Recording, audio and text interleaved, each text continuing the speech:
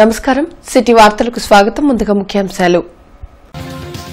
అమరావతిలో సీఎం చంద్రబాబు అధ్యక్షతన కేబినెట్ భేటీ. 10,000 పసుపు కుంకుమల అందజేతకు పచ్చజెండా. నిరుద్యోగ భృతి 1000 నుండి 2,000 పెంపుకు నిర్ణయం. అమరావతిలో శ్రీవారి ఆలయానికి శ్రీకారం. ప్రత్యేక పూజలతో శంకుస్థాపన చేసిన చంద్రబాబు. రాష్ట్ర టీడీపీ కార్యాలయంలో తెలుగు యువత భేటీ. నూతన అధ్యక్షుడు అవినాష్ కు సత్కారం. హోదా కోసం సాగే ఉద్యమాల్లో యువత భాగస్వాములు కావాలని పిలుపు. సిపిఎస్ రద్దు చేయండి, పాత పింఛన్ విధానాన్ని పునరుద్ధరించండి. ఉపాధ్యాయ ఎమ్మెల్సీ కత్తి డిమాండ్.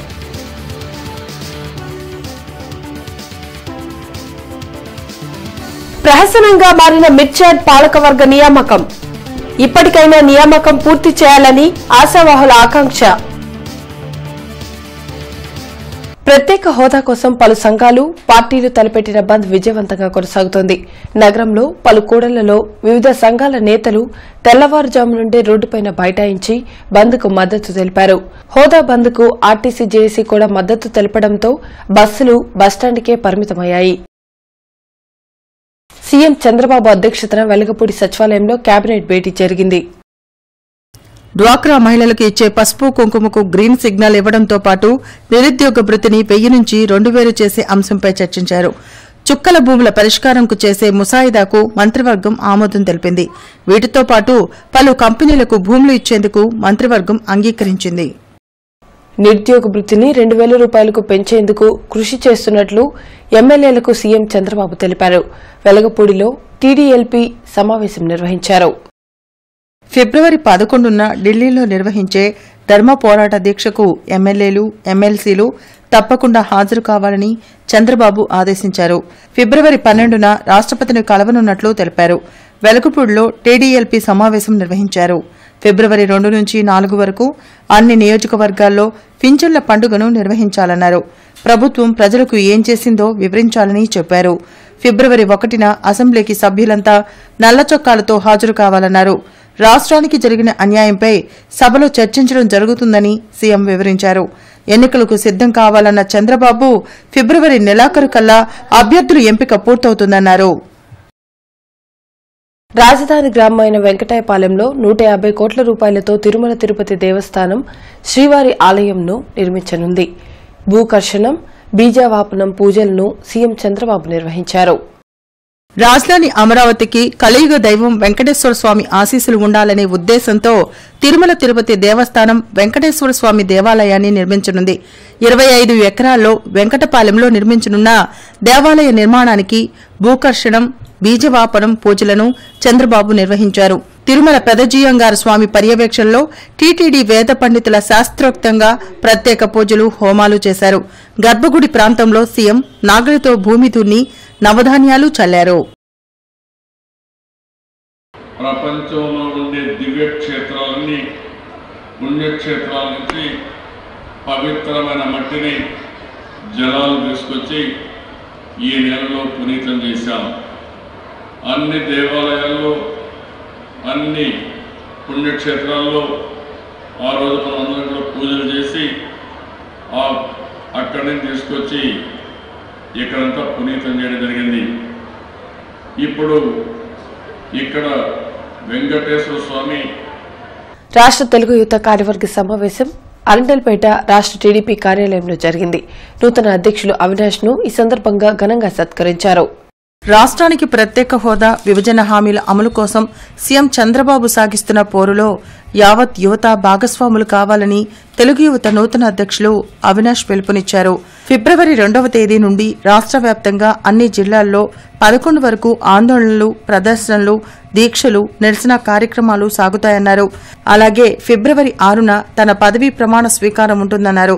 11న ఢిల్లీలో చంద్రబాబు సాగించే దీక్షలకు మద్దతుగా అన్ని జిల్లాల్లో ప్రదర్శనలు సాగుతాయన్నారు. అనంతరం సాగే ఎన్నికల్లో టీడీపీ విజయానికి తెలుగు యువత సైనికుల్లా కృషి చేయాలని అవినాష్ కోరారు.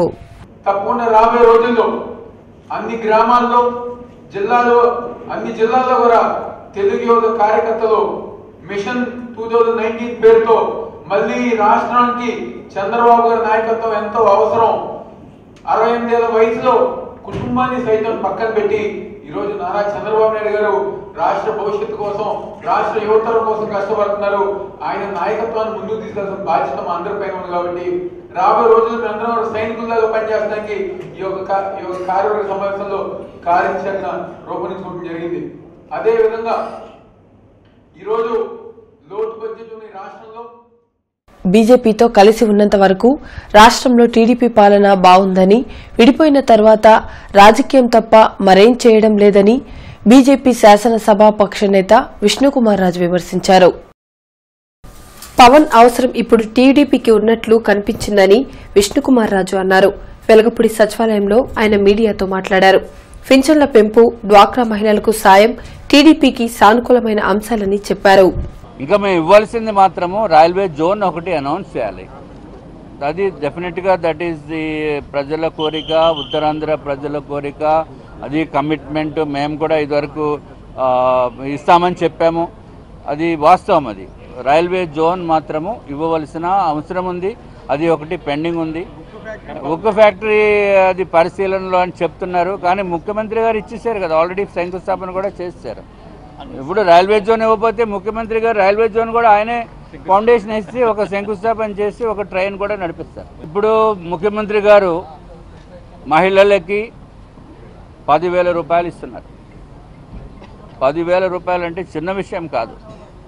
డ్వాక్రా మహిళలకి సొంత డబ్బు కాదు, పార్టీ డబ్బు కాదు, ప్రజల డబ్బు కదా, ఇచ్చేస్తే అయిపోతుంది. దానివల్ల కూడా కొంత బాగా ఇది వస్తుంది.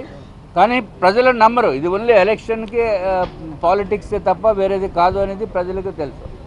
సిపిఎస్ రద్దు చేసి పాత పింఛన్ విధానాన్ని అమలు చేయాలని ఉపాధ్యాయ ఎమ్మెల్సీ కత్తి నరసింహారెడ్డి డిమాండ్ చేశారు. సమస్యల పరిష్కారం కోసం ఉద్యమిస్తున్న ఉపాధ్యాయులను అరెస్టు చేయడాన్ని కత్తి నరసింహారెడ్డి తప్పుపట్టారు. రాష్ట్రానికి ప్రత్యేక హోదా, విభజన హామీలను కేంద్రం అమలు చేసి తీరాల్సిందేనన్నారు. అసెంబ్లీ మీడియా పాయింట్లో ఆయన మీడియాతో మాట్లాడారు. సిపిఎస్ ఉద్యోగులకు పాత పెన్షన్ విధానాన్ని పునరుద్ధరించాలని కోరుతూ ఏపీ సిపిఎస్ ఎంప్లాయీస్ అసోసియేషన్ ఆధ్వర్యంలో ఈరోజు విజయవాడ నగరంలో ఆందోళన చేస్తున్నటువంటి ఉపాధ్యాయులను అరెస్టు చేసి అలాగే వివిధ పోలీస్ స్టేషన్లకు తరలించడం పట్ల తీవ్రంగా ఖండిస్తున్నాను. అలాగే మాకు అరెస్టులు కాదు, మాకు సమస్య పరిష్కారం చేయాలని చెప్పేసి వాళ్ళు న్యాయమైన డిమాండ్ల కోసం ఆందోళన చేస్తున్నారు. గత 4 ఏళ్లుగా ఈ రాష్ట్రంలో వివిధ వేదికల ద్వారా, జేఏసీ ద్వారా కానీ, ప్యాప్టో ద్వారా కానీ, సిపిఎస్ ఉద్యోగుల ద్వారా కానీ, సిపిఎస్ ఎంప్లాయీస్ అసోసియేషన్ ద్వారా కానీ, అలాగే శాసన మండలిలో, అలాగే శాసన సభల్లో కూడా ప్రజాప్రతినిధులు కూడా అనేక పర్యాయాలు ప్రభుత్వం దృష్టికి తీసుకొని పోయినప్పటికీ అలాగే దీనిపైన సమస్య ఇంకా పరిష్కారం కాలేదు. ప్రభుత్వం వచ్చేసి కమిటీ వేసింది, ఇది కంటి తుడుపు కమిటీనే అని చెప్పేసి ఉద్యోగుల్లో తీవ్రమైనటువంటి ఆందోళన నెలకొనింది. జిల్లా స్థాయి విద్యా వైజ్ఞానిక ప్రదర్శన స్తంభాల్కరువులోని ఆక్సిలియం స్కూల్లో ముగిసింది. జడ్పీ చైర్పర్సన్తో పాటు పలువురు ప్రముఖులు హాజరయ్యారు. సైన్స్ పట్ల ప్రతి విద్యార్థి జిజ్ఞాస, అభిరుచి పెంపొందించుకోవాలని జడ్పీ చైర్పర్సన్ జానీమోహన్, ఎమ్మెల్సీ రామకృష్ణ పిలుపునిచ్చారు. స్తంభాల గరువు ఆక్సిలియం స్కూల్లో 3 రోజుల విద్యా వైజ్ఞానిక ప్రదర్శన ముగింపు కార్యక్రమంలో DEO Gangabhavani, Urdu schools instructor కాసింతో కలిసి పాల్గొన్నారు. విద్యార్థులు రూపొందించిన వైజ్ఞానిక ఆవిష్కరణలను తిలకించి అభినందించారు. ఉత్తమ సైన్స్ ఉపాధ్యాయులను సత్కరించారు. ఫిబ్రవరిలో జరిగే రాష్ట్ర స్థాయి పోటీల్లో విజేతలుగా నిలవాలని జానీమోన్, రామకృష్ణ ఆకాంక్షించారు. చిన్న శాస్త్రవేత్తలుగా చాలా ఎదగాలని చెప్పి చాలా చక్కగా రైతులకి కావచ్చు, ఇది ట్రాఫిక్ కావచ్చు, కొన్ని చూసాం మేము, చాలా బాగున్నాయి, నాకు కూడా చాలా బాగా నచ్చింది. అదేవిధంగా ఈరోజు మన జిల్లా నుంచి మొత్తం 217 మంది పెడితే 22 సెలెక్ట్ చేశారని చెప్పారు. జడ్జీలకు కూడా చాలా కష్టమైందని చెప్పి మా డిఓ గారు చెప్తూ ఉన్నారు. అంత చక్కగా మన స్టూడెంట్స్ అంతా జిల్లా పరిషత్ హై స్కూల్ కావచ్చు, మిగతా స్కూల్స్ నుంచి వచ్చిన వాళ్ళందరూ ప్రతి ఒక్కరూ కూడా చాలా మంచి ఆలోచన. ఏదైతే మరి స్టూడెంట్కి కేవలం పరీక్షలు మాత్రమే కాదు, వాళ్ళలో కూడా సృజనాత్మక శక్తులు ఉన్నాయి, పరిశీలనకు సంబంధించినటువంటి నైపుణ్యాలు ఉన్నాయి. వాటిని తమ నిత్య జీవితంలో మరి అప్లై చేసేటటువంటి సామర్థ్యాలు కూడా వాళ్ళకు ఉన్నాయని చెప్పినటానికి ఈ ఎగ్జిబిట్సే ప్రబల సాక్ష్యం అని చెప్పని నేను అభిప్రాయపడతా ఉన్నాను. మరి వాళ్ళ జిల్లా స్థాయిలో ఎవరైతే ఈ అవార్డులు తెచ్చుకున్నారో, విన్నర్స్గా నిలిచారో, వాళ్ళు రేపు మిర్చియాడ్ పాలకవర్గం ఏర్పాటుపై నీలి నీడలు కమ్ముకున్నాయి. అధికార పార్టీలో నెలకొన్న ఆధిపత్య పోరు కారణంగా పాలకవర్గ కూర్పు అత్యంత జటిలంగా తయారైంది. మిర్చియాడ్ చైర్మన్ గా వెన్న సాంబశివారెడ్డి పేరుని ప్రకటించి నెలలు గడుస్తున్నా మిగిలిన వైస్ చైర్మన్, డైరెక్టర్లను నియమించేందుకు ప్రభుత్వం ఏమాత్రం చర్యలు చేపట్టడం లేదు. ఎన్నికలు సమీపిస్తున్న నేపథ్యంలో అసలు మిర్చియాడ్కి పాలకవర్గం నియమిస్తారా లేక అధికారుల పాలనలో కొనసాగుతుందా అనేది $1000 ప్రశ్నగా మిగిలిపోతుంది. దేశంలోని అతిపెద్దదైన మార్కెట్ యార్డ్ మన గుంటూరు మిర్చి యార్డ్. ప్రతిరోజు లక్షల టిక్కీల మిర్చి కొనుగోళ్లు, కోట్ల రూపాయల టర్నోవర్, వేలాది మంది వ్యాపారులు, కార్మికులకు ఉపాధిని కల్పించే మన మిర్చి యార్డ్. ఆదర్శవంతమైన ఈ గుంటూరు మిర్చి యార్డ్ ప్రస్తుతం సమస్యల సుడిగుండంలో కొట్టుమిట్టాడుతోంది. టీడీపీ ప్రభుత్వం ఏర్పడ్డాక 3 దఫాలుగా చైర్మన్ మన్నో సుబ్బారావుతో కూడిన పాలకవర్గం పాలన సాగింది. అయితే ఆ పాలకవర్గం గడువు ముగిసి నెలలు గడుస్తున్నా నూతన పాలకవర్గం నియామకం పెను సవాల్గా మారింది. దేశంలోని అతిపెద్దదైన గుంటూరు మిర్చి యార్డ్కి పాలకవర్గం ఏర్పాటు చేసేందుకు ప్రభుత్వం ఎలాంటి చర్యలు చేపట్టడం లేదు. దీంతో యార్డ్లో అనేక సమస్యలు తలెత్తుతున్నాయి. ఓవైపు మిర్చి కొనుగోలులో అవకతవకలు, మిర్చికి గిట్టుబాటు ధర, యార్డ్లో మౌలిక సదుపాయాల ప్రస్తుతం సవాళ్లుగా మారాయి.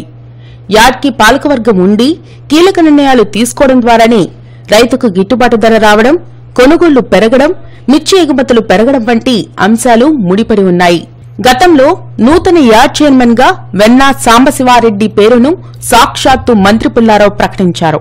అనంతరం వైస్ చైర్మన్ గా చంద్రగిరి ఏడుకొండలను నియమించిన కొద్ది రోజులకే గుండెపోటుతో ఆయన మరణించారు. ఏడుకొండలు మరణాంతరం ఏర్పడిన గ్యాప్ కాస్త రోజులు, నెలల వరకు కొనసాగుతోంది.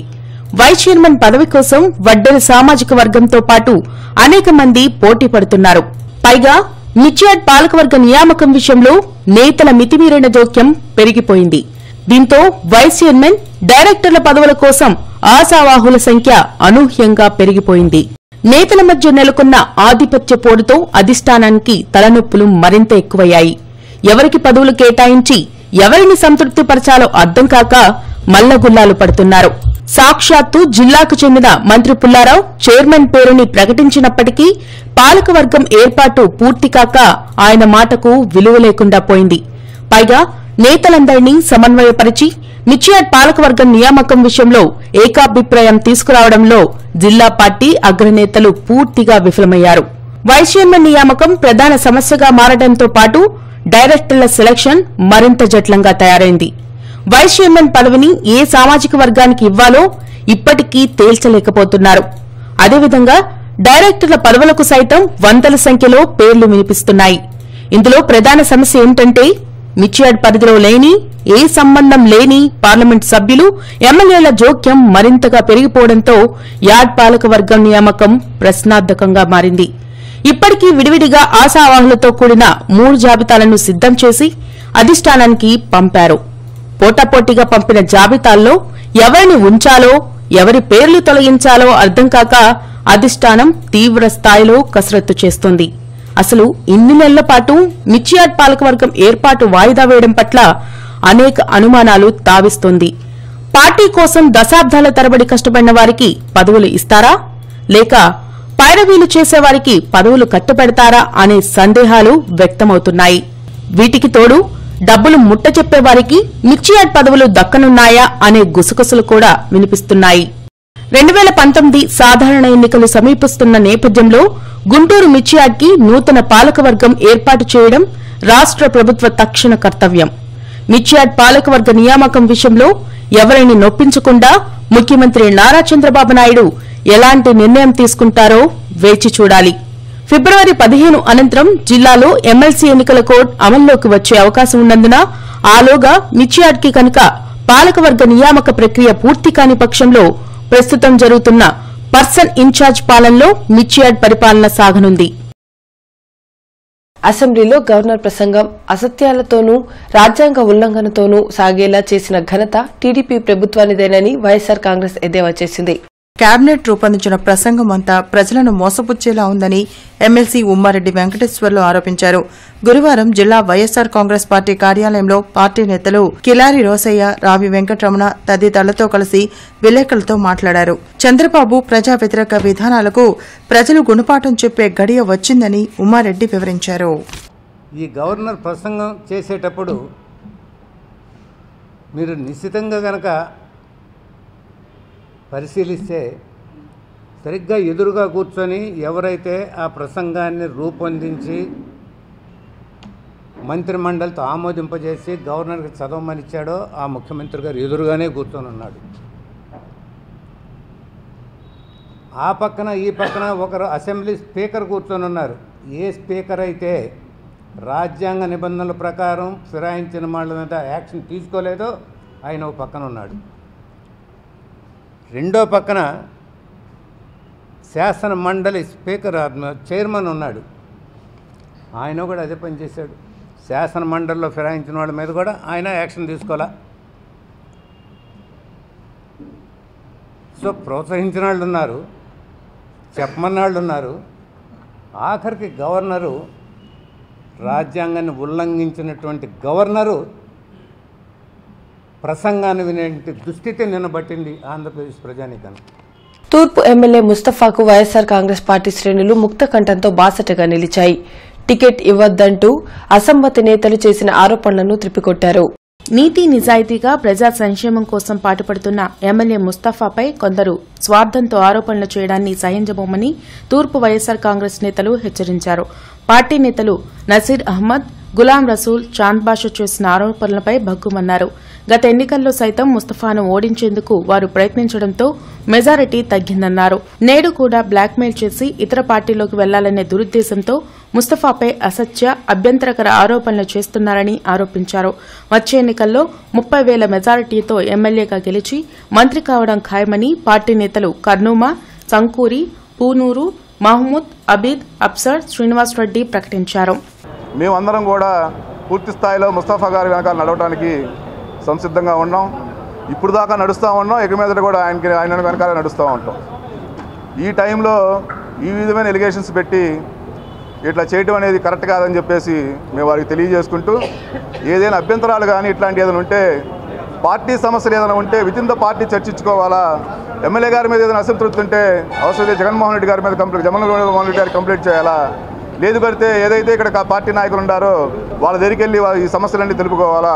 అట్లా కాకుండా ఈ విధంగా మీడియా ముందుకు వచ్చి బహిరంగంగా పార్టీ ప్రతిష్టను దెబ్బతీయడం అనేది నిజంగా ఎంతో దురదృష్టకరం. ఈపీఎస్ 95 పెన్షనర్లకు కనీస పెన్షన్ 9,000 ఇవ్వాలని all pensioners and retired persons association demand చేసింది. ఈ మేరకు పీఎఫ్ కార్యాలయం వద్ద ధర్నా నిర్వహించారు.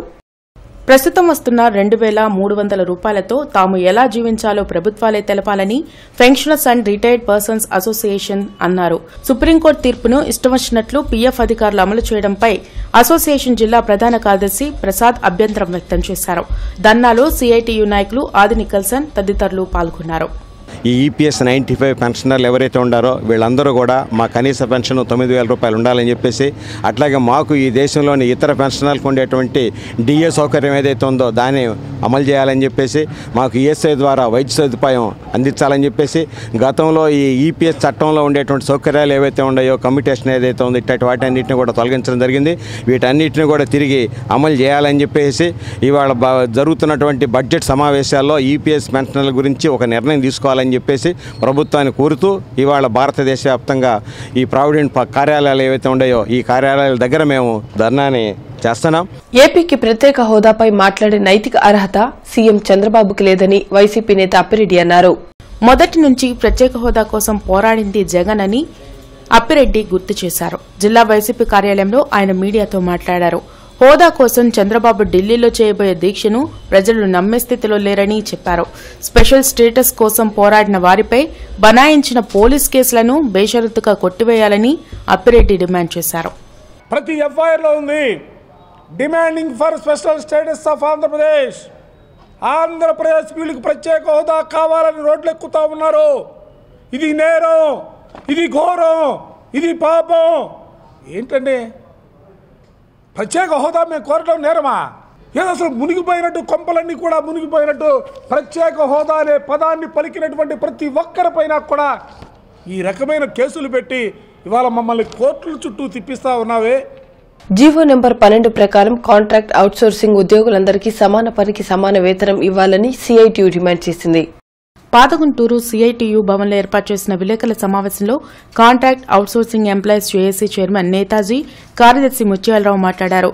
రాష్ట్రంలో 3 లక్షల మంది కాంట్రాక్ట్ అవుట్సోర్సింగ్ ఉద్యోగులు ఉండగా కేవలం 10,000 మందికి మాత్రమే లబ్ది చేకూరేలా జీవో 12ను ప్రభుత్వం విడుదల చేయడం దుర్మార్గమని నేతాజీ, ముత్యాలరావు మండిపడ్డారు.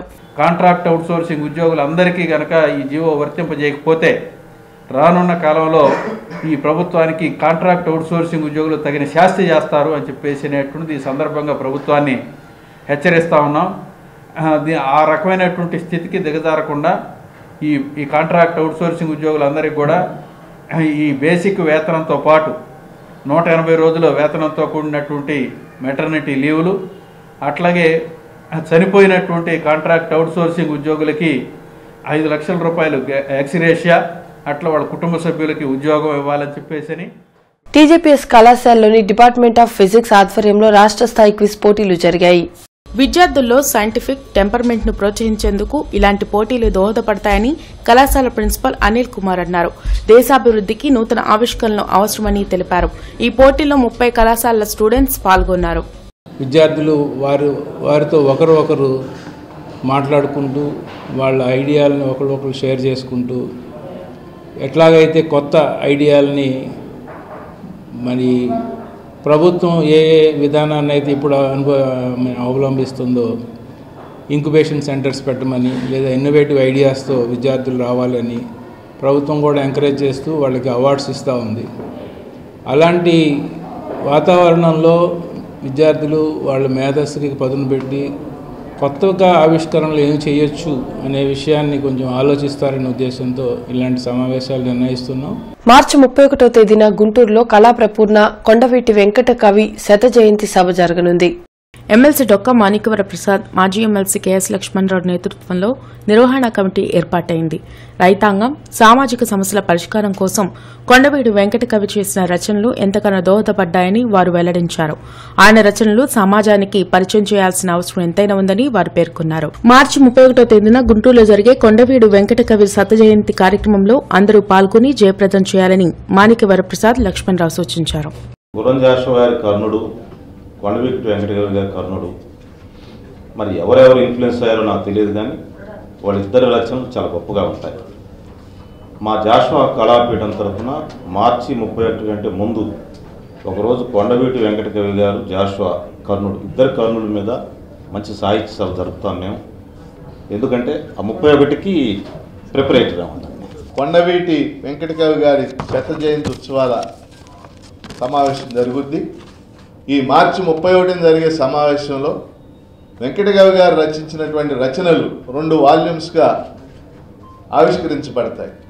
ఈ ఆవిష్కరణ సభలో justice Jasti Chelameswar, justice T Rajani, Mandali Buddhaprasad గారు, కత్తి పద్మారావు గారు మొదలైన ప్రముఖులంతా పాల్గొంటారు. ఆ ఆవిష్కరణ తర్వాత రోజంతా కూడా వెంకటకవి గారి రచనలు, వెంకటకవి గారి భావాలు, భావజాలం మీద రోజంతా కూడా సదస్సు జరుగుతుంది. ఈ సదస్సుకి మరి అనేక మంది నగరంలోను జిల్లాలోనూ అనేక మంది ప్రముఖులు కూడా పాల్గొంటారు. కాంగ్రెస్ పార్టీలో ప్రజాసేవకు పాటుపడిన తూర్పు కాంగ్రెస్ యువజన అధ్యక్షులు జబీబుల్లాకు జనసేవక్ అవార్డు ప్రదానం చేశారు. ఢిల్లీలో జాతీయ యువజన కాంగ్రెస్ అధ్యక్షులు కేసర చంద్ర యాదవ్ ఈ అవార్డును ప్రదానం చేశారు. నగరంలోని వీధి వ్యాపారులు, చిరు వ్యాపారులకు ప్రత్యేక విక్రయ ప్రాంతాలను అందుబాటులో ఉంచుతామని నగర అదనపు కమిషనర్ రామచంద్రారెడ్డి వెల్లడించారు. వారికి ఆయా ప్రాంతాల్లో మౌలిక సదుపాయాలు కల్పిస్తామన్నారు. అర్బన్ పరిధిలోని ఏఎస్ఐలు లీలాకుమారి, వరలక్ష్మి ఉద్యోగ విరమణ గావించారు. ఈ సందర్భంగా వీరిని ఎస్పీ వైటీ నాయుడు సత్కరించారు. వార్తలు ముగించే ముందు ముఖ్యాంశాలు మరోసారి. అమరావతిలో సీఎం చంద్రబాబు అధ్యక్షతన కేబినెట్ భేటీ. 10,000 పసుపు కుంకుమల అందజేతకు పచ్చజెండా. నిరుద్యోగ భృతి 1000 నుండి 2,000 పెంపుకు నిర్ణయం. అమరావతిలో శ్రీవారి ఆలయానికి శ్రీకారం. ప్రత్యేక పూజలతో శంకుస్థాపన చేసిన చంద్రబాబు. రాష్ట్ర టీడీపీ కార్యాలయంలో తెలుగు యువత భేటీ. నూతన అధ్యక్షుడు అవినాష్ కు సత్కారం. హోదా కోసం సాగే ఉద్యమాల్లో యువత భాగస్వాములు కావాలని పిలుపు. సిపిఎస్ రద్దు చేయండి, పాత పింఛన్ విధానాన్ని పునరుద్ధరించండి. ఉపాధ్యాయ ఎమ్మెల్సీ కత్తి డిమాండ్.